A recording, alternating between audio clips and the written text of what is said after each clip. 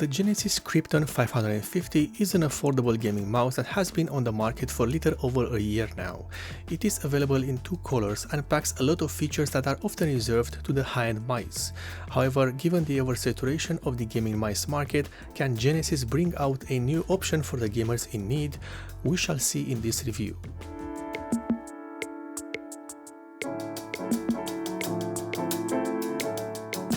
The Krypton 550 has a simple design that resembles, well, the general idea of a gaming mouse, sporting a narrow design with a lot of perforations on the casing to lower the weight. This mouse is available in two colors and a price of no less than $28 or euros, depending on your location, although I have seen this mouse go for either a bit less or a bit more, so please do shop around for the best price.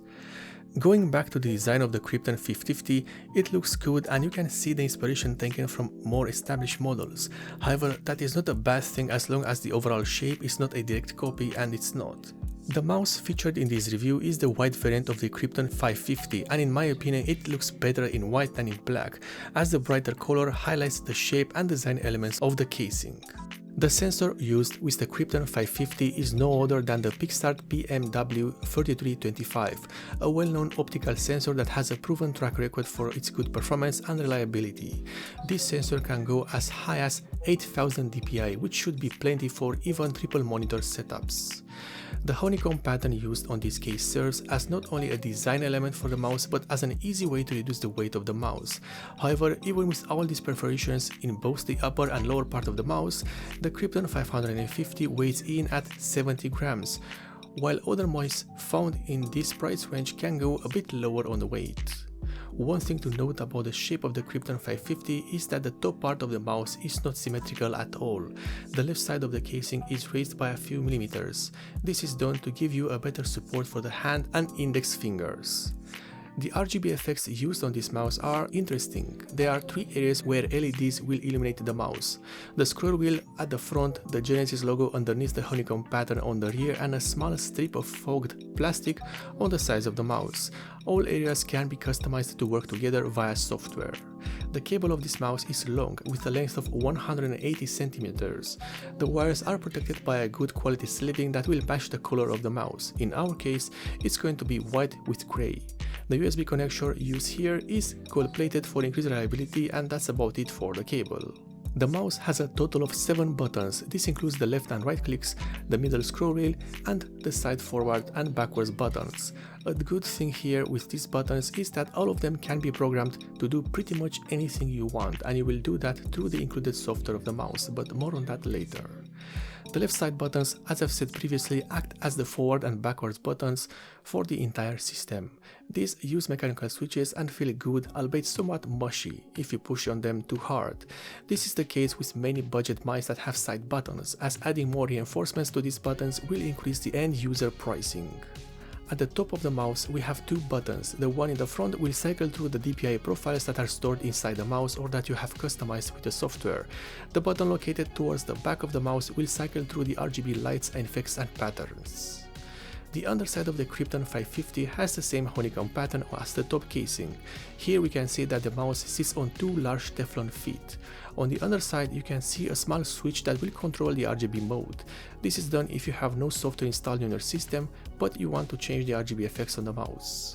The disassembling process is easy. You need to remove two screws that are hidden under the rear Teflon skate, and the top casing of the mouse will slide towards the back. With the casing removed, we get to see what makes the Krypton 550 work. The PCB is smaller than the casing, and that's normal these days for gaming mice. The soldering quality looks good, especially for a mouse of this price tag. We start with the microcontroller unit of this mouse, and it's a Holtec unit, the HT68FB571 model. This unit has been around for a few years now and has been widely used in both gaming mice and RGB keyboards. Its main job is storing and controlling the RGB effects of the mouse, among other things. At the front of the mouse we have the main clicks. Both the left and right clicks are using Huano blue switches, the blue casing with white plunger model. These switches are widely used in a lot of gaming mice, both cheap and expensive, as they offer a great tactile feedback and a satisfying clicking noise. The middle click or scroll wheel click uses a micro switch made by a manufacturer that I do not know yet. In fact, this is the first time I've seen this micro switch, so it would be interesting to see how it performs in the long term. The encoder used with the scroll wheel is made by F-Switch and has a black casing with a green core. The DPI and RGB light buttons use the same unknown switches, and the same can be said for the side buttons. A great thing to see here is that the cable of the mouse can be removed with ease as it uses a socket and connector.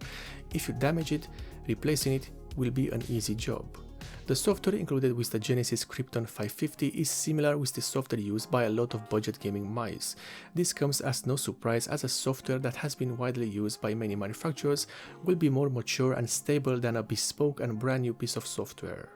The first page of the software will let you select each button and set up its function.